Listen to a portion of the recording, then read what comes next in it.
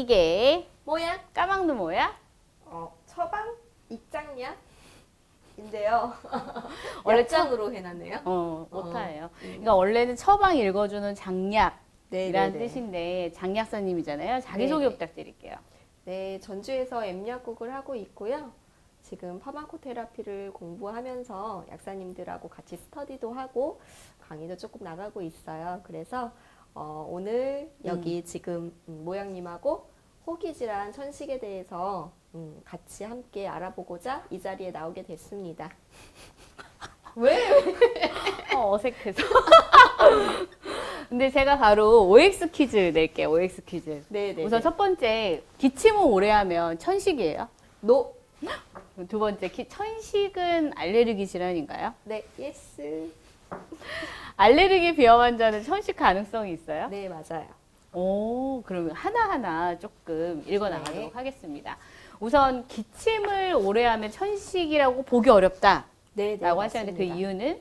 기침을 오래 한다고 천식은 아니고요. 네네네. 대부분의 호흡기 질환들의 공통적인 증상이 기침일 뿐입니다. 그래서 그 기침의 양상도 질환마다 호흡기 각각의 질환마다 조금씩 다른데요. 일단은 천식은 어떠한 알러젠에 의해서 급작스럽게 하는 기침이라서 시간에 따라 굉장히 조금 다양하기도 하고 네네네. 발작적인 기침이 되게 많아요. 어떤 알러젠에 의해서. 그리고 네. 야간에 되게 심해요. 그래서 이 중등도를 평가할 때에도 야간에 얼마나 기침을 몇 번 하느냐에 따라서 달라지기도 하거든요. 그렇죠. 약국에 네. 오셔가지고 나 너무 기침 때문에 힘들어. 오랫동안 기침했어. 몇 주간 했어. 천식인 것 같아. 이렇게 오시잖아요. 네, 그랬을 네. 때 약사님들이 제일 먼저 물어보는 게 원래 이제 알레르기 질환이 있었는지 물어보고 네. 그다음에 야간에 기침이 있는지 물어보잖아요. 네, 그렇죠. 네. 이런 것들이 지금 말씀하신 약간 천식을 진단? 그러니까 뭔가 천식인지 아닌지 알려주기 위해서 그런 질문을 하는 것 같네요. 네네. 그러니까 진단의 방법은 여러 가지 어떤 검사에 의해서 진행되기는 하는데 어떤 천식을 진단하는 데 있어서 뒤에서 보겠지만 증상이 굉장히 중요해요. 그래서 어떠한 기침을 어떤 양상으로 하는지 이런 것들도 굉장히 자세히 봐야 돼요. 이에 반해서 COPD라는 만성 폐쇄성 폐질환 천식하고 많이 비교가 되는데요. 네네. 그 질환의 같은 경우에는 이런 천식의 이 발작적인 기침과는 조금 다르게 만성적으로 굉장히 지속적으로 하는 기침이에요. 그리고 호흡기 질환, 상기도 간염에 의해서도 기침을 할 수 있고 2주 네네. 이상 기침을 하게 되면 결핵을 의심하고 엑스레이를 찍기도 하기 때문에 무조건 기침을 오래 한다고 해서 천식은 아니라고 합니다. 네, 두 번째 질문에 대한 답도 한번 좀 길게 한번 들어볼게요. 네. 제 설명이 너무 긴가요? 좋아요. 네. 네, 천식은 알레르기 질환이라고 하셨잖아요. 네네네. 그러니까 사실은 기침인데 알레르기 질환이라고 조금 의아함이 없지 않아 있는데 네네. 요거에 대해서도 하나 설명을 부탁드릴게요. 네. 어떠한 알러젠에 의해서 여러 가지 면역 반응이 일어나게 되고요. 네. 그로 인해서 IgE라는 항체가 생성이 되게 돼요. 그래서 그 IgE라는 항체가 비만 세포에 작용을 하게 되면 네네네. 거기에서 히스타민이나 인터루킨 같은 물질들이 나오는데 이것들이 기관지에 작용을 하면 기관지를 갑자기 수축하게 하고 점액을 분비를 많이 하게 하고 기도가 네네. 붓게 해서 호흡 곤란이나 기침, 가래, 가슴 답답함을 호소하게 돼요. 그래서 어떤 알러젠에 의한 이런 연관성 있는 알레르기 반응에 의해서 나타나는 것이 바로 천식입니다. 그럼 이제 세 번째인데 사실 제일 많이 물어보시는 것 중에 하나인데 알레르기 비염이 있거나 어렸을 때 아토피 환자인 경우에는 이 사람들이 천식 가능성이 있다 이렇게 말할 수 있을까요? 네, 있어요. 알레르기 비염이나 아토피 그러니까 아토피가 일어나는 네네. 이런 기전들도 앞서 설명해드린 대로 이 IgE 매개 항체로 인해서 히스타민이나 인터루킨 등이 많이 분비되면서 과잉 반응을 하게 되는 거기 때문에 모두 같은 질환으로 볼 수가 있고요. 그래서 처방을 나오는 것을 보면 천식 흡입기가 나오시는 분이 나잘 스프레이, 코에 뿌리는 비염 스프레이가 나오기도 하는 경우도 굉장히 많거든요. 흡입기랑 나잘 스프레이가 같이 동시 처방되는 거죠? 네네. 그런 경우도 굉장히 많고 그리고 특히 부모님들이 비염이 있다거나 아니면 아토피가 있다거나 이런 분들이 자녀들이 천식이 생기는 경우도 굉장히 꽤 많아요. 환경적인 요인은 어떤 거가 있을까요? 환경적인 요인은 각 사람마다 다 다르기는 해요. 뭐 진드기나 아니면 먼드기?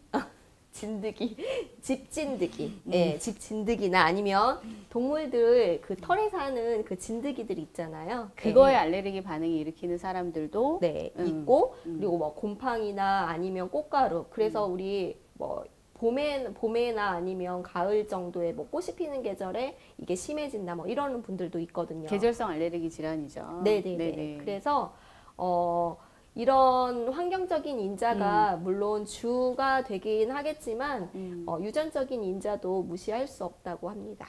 근데 이런 식으로 이제 천식이 알레르기 질환이기 때문에 치료 목표도 어떻게 보면은 다른 질환이랑 좀 다른 것 같아요. 치료 목표가 어떻게 되죠? 원래는 말씀하신 대로 천식은 알레르기 질환이기 때문에 일단은 내게 과잉 반응을 일으킬 만한 알러젠에 평생 노출이 되지 않는다면 치료할 필요가 없는 거예요. 그렇죠. 네, 알레르기 질환이잖아요.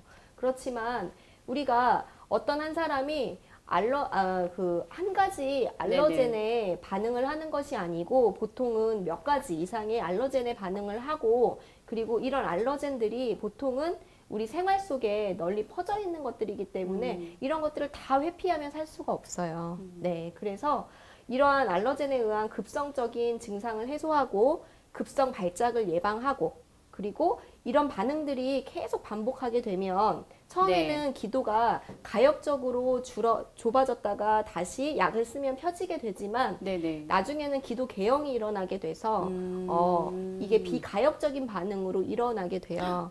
천식도요? 네네. 원래 COPD라는 질환만 비가역적으로 알려져 저는 그렇게 있지만 생각을 했거든요. 네, 이 COPD라는 질환의 가장 중요한 이 인자 중에 하나가 또 천식이거든요. 그래서 천식이 이런 약물로 잘 조절되지 않고 가역적인 반응에서 비가역적인 반응으로 가게 되면 이제 만성적인 질환으로 가게 되는 거죠. 근데 그래서 천식이 위험한 이유는 뭐예요?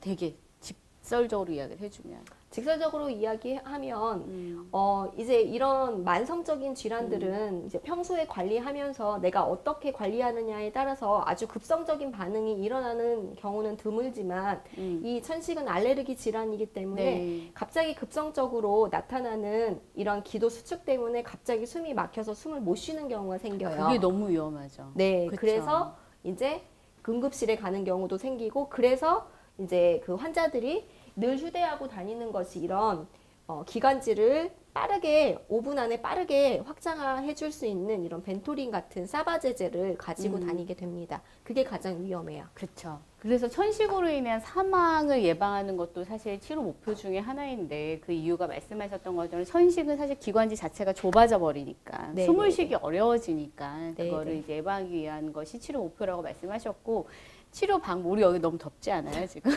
제가 좀 콧땀이 좀 많은 편인데요. 진짜 인중이 깊어가지고 여기 코에 참 땀이 차는데 네, 나도 힘드네요.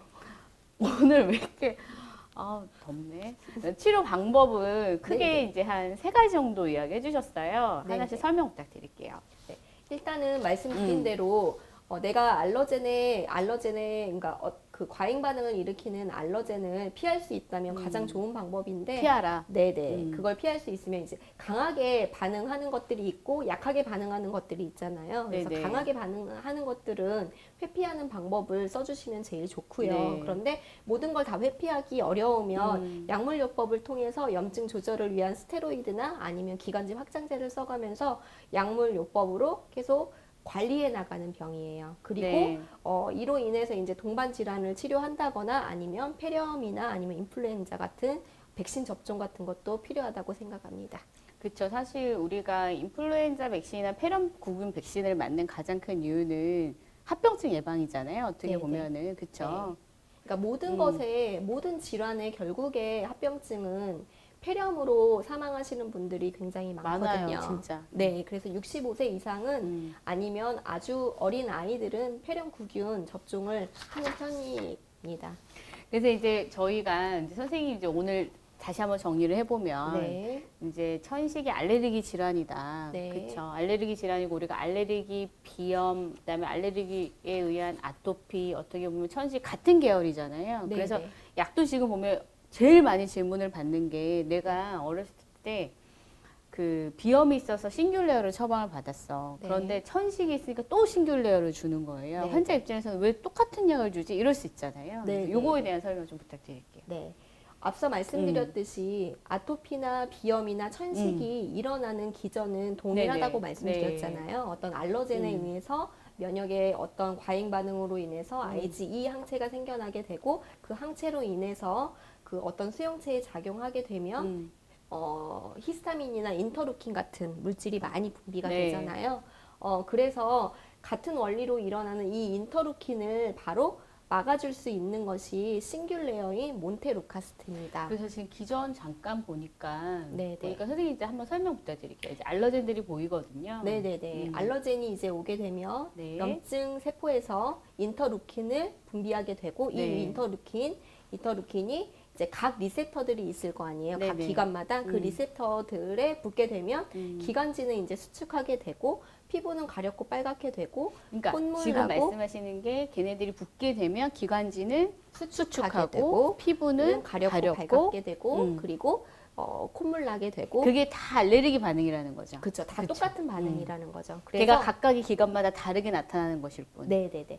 그래서 반응만 다를 뿐 각각의 위치만 다를 뿐 모두 다 같은 반응이라고 네. 보는 겁니다. 그래서 인터루킨 리셉터에 붙지 못하도록 하는 것이 바로 몬테루카스트 싱귤레어 제제인 거고요. 너네 알레르기 이렇게 하고 딱 붙는 그 물질이 활동하지 못하도록, 그치? 붙지 못하도록 네. 하는 게. 네네네.